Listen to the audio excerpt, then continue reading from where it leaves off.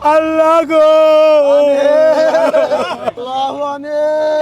আকাশ বাতাস বাড়ি হইয়া গেছে মাওলা। তোমার ডাকে হয়তো আমার ম্যাডাম চলিয়া যাবে। এই ভাই দিবে ফুসফুস, আমি দিব কিডনি, ম্যাডামের অভাব হলো না। একটা চুমো দেওয়া যায় যাচ্ছে, আমার ভাইরা একটা মহব্বতের চুমা দিলাম। এই ভাই যখন বলে আমার ফুসফুস দিব, তখন আমিও বলি আমার একটা কিডনি দিব। যদি আজকেই ম্যাডাম রাজি হয়, আমি দুটো কিডনি, আমি দুটোর একটা কিডনি ম্যাডামকে দিও। আমি ম্যাডামকে বাঁচাইতে চাই, ম্যাডামকে দুনিয়াতে রাখতে চাই। এই ভাই দিবে ফুসফুস, আমি দিব কিডনি, ম্যাডামের অভাব হলো না। এখন আমার ডাক্তার যদি, এই ডাক্তার, আল্লাহ গো, আকাশ বাতাস বাড়ি হইয়া গেছে মাওলা। তোমার ডাকে হয়তো আমার ম্যাডাম চলিয়া যাবে।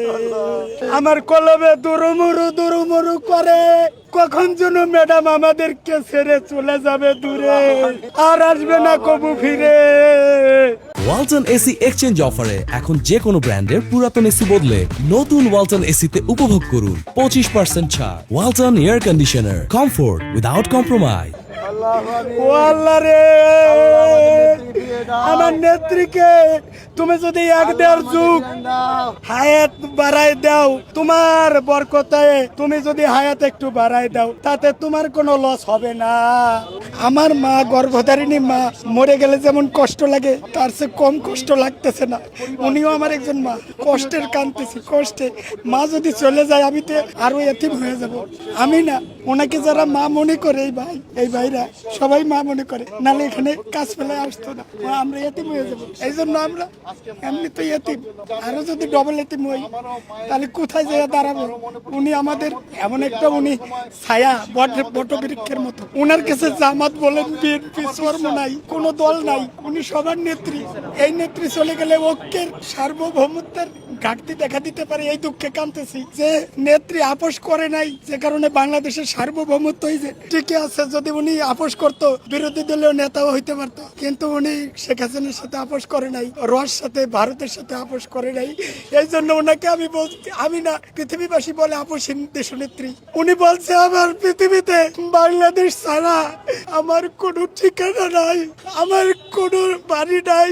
আমি কোন একটা ভিডিও বলছিলাম, আমি যদি মরে যাই, হয় আমার গ্রামের বাড়ি টুঙ্গিপাড়া দাফন দিলে ভালো, না হয় আমার বগুড়া দিতে পারে। কেন বলি? কারণ আমি শহীদ জিয়াকে আমি হিন্দু থাকাকালীন ভালোবেসে আসছি। আমি নতুন বিএনপি না ভাই, আওয়ামী লীগের আমলে কিছু মিডিয়া আমার দুই একটা ছবি আমি অনুপ্রবেশ করে হোক, সাদা থেকে বাঁচার জন্য হোক, বাঁচার জন্য হয়তো আমার দুই একটা ছবি আছে, কিন্তু কোথাও নাম নাই। তাই আমার আওয়ামী লীগ বানাইতে চাই। আমি দেশবাসীর কাছে বলি, আওয়ামী লীগ হোক, জামলীগ হোক, যা হোক, সবাই তো ম্যাডাম রে মানে।